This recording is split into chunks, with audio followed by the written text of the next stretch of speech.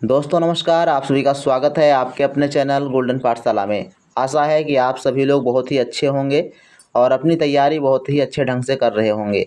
प्यारे बच्चों, इस वीडियो में बात करेंगे भौतिक विज्ञान से संबंधित महत्वपूर्ण प्रश्न जो 2016, 2017 और 2018 की राष्ट्रीय आय एवं योग्यता आधारित छात्रवृत्ति परीक्षा में पूछे गए हैं।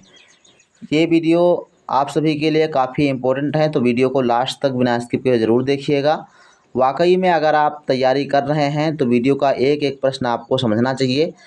तो आइए देखते हैं। सबसे पहले 60 नंबर प्रश्न आपकी स्क्रीन पर है। इससे पहले के प्रश्नों को हमने 2 वीडियो के माध्यम से आप सभी को उपलब्ध कराए हैं, आप लोग देख लीजिएगा। 60 नंबर प्रश्न कहता है कि वेग परिवर्तन की दर को कहते हैं। तो वेग परिवर्तन की दर को क्या कहा जाता है? ऑप्शन है आपके पास आदेश, विस्थापन, त्वरण और संवेग। तो कौन सा ऑप्शन सही है आप लोग कमेंट बॉक्स में ज़रूर लिखिए। लास्ट में आप लोगों को कमेंट में लिखना है कि आपके कितने क्वेश्चन सही हुए हैं। तो इसका बच्चों सही जवाब है त्वरण। त्वरण होता है वेग परिवर्तन की दर। प्रश्न नंबर 61 है, पृथ्वी का उपग्रह है। ऑप्शन है आपके पास चंद्रमा, बुध, सूर्य या शुक्र। तो सही जवाब क्या होगा आप सभी लोग कमेंट बॉक्स में लिखिए। तो इसका बच्चों सही जवाब है चंद्रमा जो है पृथ्वी का उपग्रह है और ये प्राकृतिक उपग्रह है, ध्यान रखिएगा। अगर हम बात करें बुध की, तो बुध सूर्य से सबसे नज़दीक ग्रह है और सूर्य क्या है, एक प्रकार का तारा है जिसके द्वारा सारे ग्रह और उपग्रह क्या होते हैं, चमकते हैं। शुक्र जो है इसको पृथ्वी की बहन, भोर का तारा, सांझ का तारा कहा जाता है। तो इन सब चीज़ों को याद रखना है, सारे फैक्ट आपको इस प्रश्न से रिलेटेड याद रखने चाहिए। 62 नंबर प्रश्न कहता है कि सौर ऊर्जा को सीधे विद्युत ऊर्जा में बदला जाता है। तो कौन सी युक्ति है जिसके द्वारा सौर ऊर्जा को सीधे विद्युत ऊर्जा में बदलते हैं? ऑप्शन है आपके पास सोलर कुकर, सौर भट्टी द्वारा, सौर सेल द्वारा या सौर जल ऊष्मक द्वारा। सही जवाब बच्चों है सौर सेल द्वारा जो है सौर ऊर्जा को सीधे विद्युत ऊर्जा में चेंज किया जाता है, बदला जाता है। 63 नंबर प्रश्न कहता है कि एकांक क्षेत्रफल पर लगने वाला अविलंबवत बल क्या कहलाता है? तो ये बच्चों दाब होता है, एकांक क्षेत्रफल पर लगने वाला अविलंबवत बल दाब कहलाता है। और दाब बराबर होता है यानी P बराबर होता है F/A। F होता है यहाँ पर बल और A होता है क्षेत्रफल। ठीक, तो एकांक क्षेत्रफल पर लगने वाला बल क्या कहलाता है? दाब कहलाता है, ध्यान रखिएगा। और ये फार्मूला भी आपको याद रखना है। 64 नंबर प्रश्न कहता है उत्तल लेंस के फोकस पर रखी वस्तु का प्रतिबिंब बनता है। तो उत्तल लेंस के फोकस दूरी पर रखी वस्तु का प्रतिबिंब सदैव अनंत पर बनेगा। फर्स्ट ऑप्शन इसका बिल्कुल सही जवाब हो जाएगा। आप सभी लोग कमेंट बॉक्स में कमेंट जरूर करते चलें। 65 नंबर प्रश्न कहता है कि निकट दृष्टि दोष को दूर करने के लिए निम्नलिखित में से किस लेंस का उपयोग किया जाता है? हमने आपको ट्रिक बताई है, दाऊनिया, याद रखिएगा, दाऊनिया। दाऊनिया का मतलब क्या हो जाएगा बच्चों? दा का मतलब दूर दृष्टि दोष, ऊ का मतलब उत्तल लेंस। तो दूर दृष्टि होगा तो उत्तल लेंस लगेगा और निकट दृष्टि दोष होगा तो अवतल लेंस लगेगा। ठीक, इन चीज़ों को आप याद रखिए, आपसे ये प्रश्न गलत नहीं होगा। तो इसका बिल्कुल सही जवाब बच्चों है निकट दृष्टि दोष में अवतल लेंस का यूज करते हैं। और जो आपका निकट दृष्टि दोष होता है इसको मायोपिया कहते हैं, ध्यान रखिएगा। इसको परिभाषित करने के लिए मायोपिया शब्द का यूज करते हैं। तो ऐसे ही प्रश्न आपका बन सकता है कि मायोपिया में कौन सा लेंस प्रयोग किया जाता है? तो उसमें भी अवतल लेंस का प्रयोग होता है। नेक्स्ट सवाल नंबर 66, निर्वात में प्रकाश की चाल 3 × 10⁵ किलोमीटर प्रति सेकेंड तथा कांच में 2 × 10⁵ मीटर प्रति सेकेंड है। तो कांच का अपवर्तनांक होगा। तो इसमें बच्चों कैसे याद करेंगे, ध्यान रखिएगा। इसमें आपको सूत्र लगाना है n बराबर जो आपका निर्वात में प्रकाश की चाल दी गई है उसको ऊपर रख देंगे। तो निर्वात में प्रकाश की चाल 3 × 10⁵ है और बटे कांच में प्रकाश की चाल हो जाएगी आपकी 2 × 10⁵, यानी कहें तात्पर्य है n बराबर यानी अपवर्तनांक बराबर निर्वात में प्रकाश की चाल बटे कांच में प्रकाश की चाल। और इसको हल कर लेंगे तो आपको आंसर मिल जाएगा। तो इसमें देखिए आपका 10⁵ को 10⁵ से काट दीजिए। अब आपके पास बचा है 3/2। तो 3/2 को कैसे भाग करेंगे? 2 × 1 = 2 और इधर होगा 2 × 1 = 2, 1 बचेगा, 10 हो जाएगा दशमलव लगा के, और 2 × 5 = 10। तो 1.5 आपका अपवर्तनांक आ जाएगा। तो सही जवाब आपका हो जाएगा फर्स्ट ऑप्शन 1.5। 67 नंबर प्रश्न कहता है कि विद्युत वाहक बल का मात्रक है। तो विद्युत वाहक बल का मात्रक बच्चों होता है जूल प्रति कूलाम। इसका फर्स्ट ऑप्शन बिल्कुल सही जवाब है। 68 नंबर प्रश्न कहता है कि अमीटर के द्वारा मापा जाता है। विद्युत ऊर्जा मापी जाती है या विद्युत धारा, विभवांतर या आवेश। तो अमीटर के द्वारा बच्चों विद्युत धारा मापी जाती है। सेकेंड ऑप्शन इसका बिल्कुल सही जवाब है। 69 नंबर प्रश्न कहता है कि 1 गीगाबाइट बराबर होता है। गीगाबाइट को मैं बता दूं कि इसको जीबी कहते हैं। क्या कहते हैं? जीबी। जैसे फ़ोन में होता है, अगर आप फ़ोन चलाते हैं तो फ़ोन में जीबी होता है। हर दिन आपको 1.5 जीबी डाटा मिलता है। तो सेम वही बात है, 1.5 जीबी डाटा में आपके कितने होते हैं? कह रहा कि 1 गीगाबाइट अर्थात 1 जीबी बराबर होता है किसके? 1024 बाइट, 1024 मेगाबाइट। मेगाबाइट का मतलब है एमबी, मेगाबाइट का मतलब एमबी। और किलोबाइट मतलब केबी, किलोबाइट का मतलब केबी। और 1024 टेराबाइट मतलब टीबी। अब बताओ कौन सा ऑप्शन सही होगा? तो ये बच्चों 1 जीबी बराबर होता है 1024 एमबी। ठीक, 1024 एमबी जो होता है वो 1 जीबी के बराबर होता है। ध्यान रखिएगा, इम्पोर्टेंट है। और इसको मुझे लगता है कि ज़्यादा समझाने की जरूरत नहीं है, आप लोग समझ सकते हैं इसको। और 1 एमबी बराबर होता है 1024 किलोबाइट यानी केबी। ठीक, 1 एमबी बराबर बात करेगा तो 1024 किलोबाइट यानी केबी। और 1 जीबी बराबर होता है तो 1024 मेगाबाइट यानी एमबी। ठीक, और टेराबाइट होता है 1024 गीगाबाइट मिला के 1 टेराबाइट बनता है। बहते हुए जल में ऊर्जा होती है। तो 78 नंबर प्रश्न कहता है कि बहते हुए पानी में ऊर्जा है। ऊष्मीय ऊर्जा, ध्वनि ऊर्जा, रासायनिक ऊर्जा या फिर यांत्रिक ऊर्जा। सही जवाब बच्चों यांत्रिक ऊर्जा होती है। फोर्थ ऑप्शन इसका बिल्कुल सही जवाब है। अब इसके बाद बात करेंगे एनएमएस एग्जाम 2017 में आए हुए प्रश्नों की। ये प्रश्न पहला 71 नंबर कहता है कि प्रकाश वर्ष मात्रक है। तो प्रकाश वर्ष बच्चों दूरी का मात्रक है। फर्स्ट ऑप्शन इसका बिल्कुल सही जवाब है। समय जो होता है वो आपका समय का मात्रक सेकंड होता है। प्रकाश की तीव्रता, ये भी आपको ध्यान रखिएगा, द्रव्यमान का मात्रक क्या होता है? किलोग्राम। ठीक, किलोग्राम होता है। प्रकाश की तीव्रता का मात्रक क्या होता है? आप सभी लोग कमेंट बॉक्स में ज़रूर लिखें। इसके बाद है 72 नंबर प्रश्न, निम्नलिखित में से सदिश राशि है। तो निम्नलिखित में से सदिश राशि कौन सी है बताइएगा? ऐसी राशि जिसमें परिमाण और दिशा दोनों होती हैं तो वो सदिश राशि कहलाती हैं। तो इसमें आप देखेंगे सेकेंड ऑप्शन आपका बिल्कुल सही जवाब हो जाएगा। संवेग जो होता है वो एक सदिश राशि है। बाकी ऊर्जा, कार्य और दूरी ये आपकी अदिश राशियाँ दी गई हैं। 73 नंबर प्रश्न कहता है कि किस ताप पर जल का घनत्व अधिकतम होता है। तो ये बच्चों होता है 4 डिग्री सेंटीग्रेड पर। तो सेकेंड ऑप्शन इसका बिल्कुल सही जवाब हो जाएगा। इसके बाद बात करें 74 नंबर प्रश्न की। तो निम्नलिखित में से किसमें गतिज ऊर्जा नहीं है? तो कौन सा ऐसा उदाहरण है जिसमें गतिज ऊर्जा नहीं है? दागी गई गोली, इसमें तो है। बहता हुआ जल, इसमें भी गतिज ऊर्जा है। हथौड़े से चोट करना, ये भी, इसमें भी गतिज ऊर्जा का इस्तेमाल होता है। चौथा ऑप्शन लिखा है तना हुआ धनुष। अब तने हुए धनुष में जो है गतिज ऊर्जा नहीं होती है, इसमें होती स्थितिज ऊर्जा। कौन सी? स्थितिज ऊर्जा इसमें होती है तने हुए धनुष में। ठीक, या तनी हुई स्प्रिंग में, इसमें क्या होता है? स्थितिज ऊर्जा होती है। तो फोर्थ ऑप्शन इसका बिल्कुल सही जवाब हो जाएगा। 75 नंबर प्रश्न कहता है कि यदि गति करते हुए पिंड का वेग दोगुना हो जाए तो पिंड की गतिज ऊर्जा हो जाएगी। तो इसमें देखिएगा गतिज ऊर्जा का सूत्र होता है K बराबर हाफ mv², 1/2 mv²। अब यहाँ पर कह रहा है कि वेग का मान दोगुना कर दिया जाए।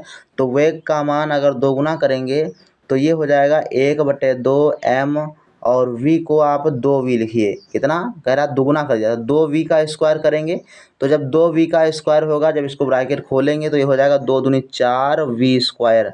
तो इससे पता चलता है कि जो गतिज ऊर्जा होगी आपकी 4 गुनी बढ़ जाएगी।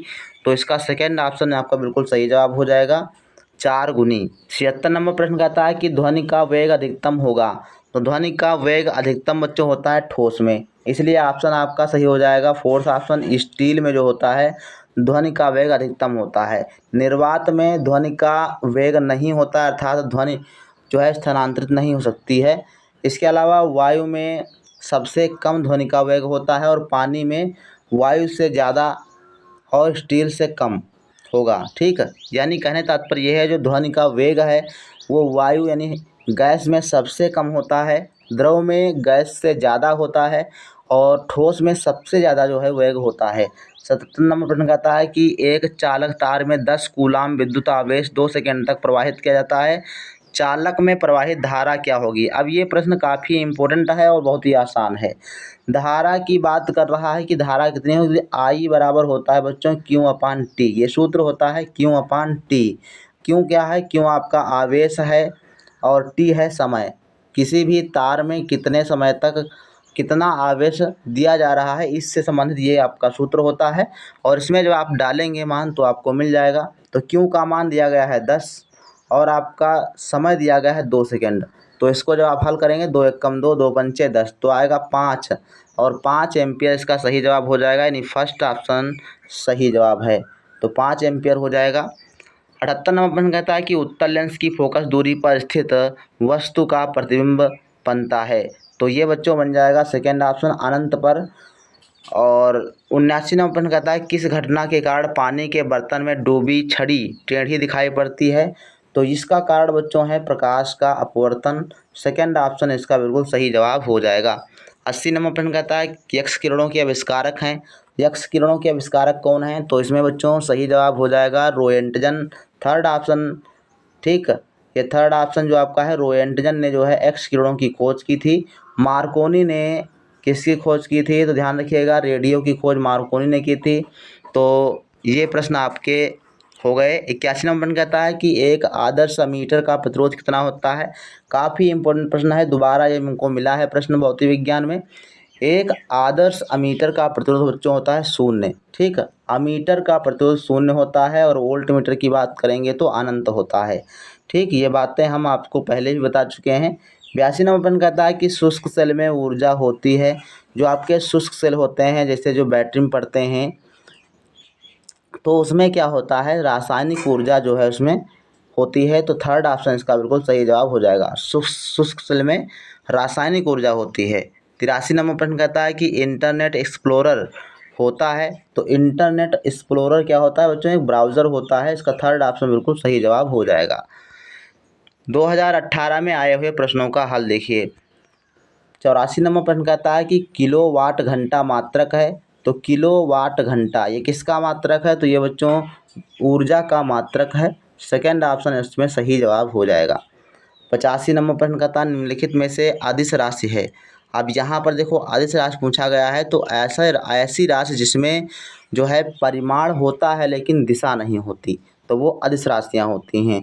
तो ये बच्चों हो जाएगा आपका कार्य जो है ये आपका अदिश राशि है। बाकी संवेग, त्वरण और आवेग ये आपकी सदिश राशियाँ दी गई हैं। सदिश और अदिश राशियों का टॉपिक भी अलग से चर्चा करेंगे। 86 नंबर प्रश्न है चुंबकीय फ्लक्स का मात्रक क्या है। तो चुंबकीय फ्लक्स का मात्रक बच्चों वेबर होता है, सेकेंड ऑप्शन इसका बिल्कुल सही जवाब हो जाएगा। जूल क्या है। तो जूल बच्चों ऊर्जा और कार्य का मात्रक जूल होता है।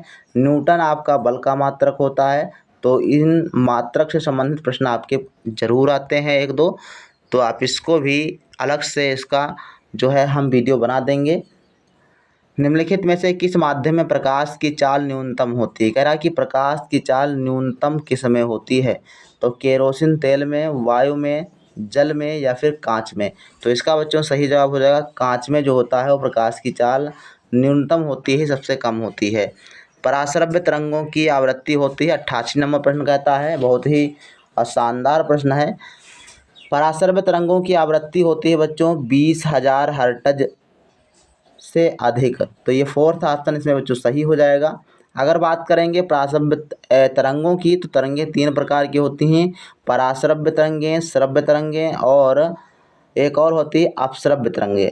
तो ध्यान रखिएगा जो आपकी पराश्रव्य तरंगें हैं वो 20,000 हर्ट्ज से अधिक होती हैं और अगर आपकी श्रव्य तरंगों की बात करें तो सेकेंड ऑप्शन 20 हर्ट्ज से लेकर 20,000 हर्ट्ज के बीच में ये श्रव्य तरंगें होती हैं जिसको इंसान जो है सुन सकता है।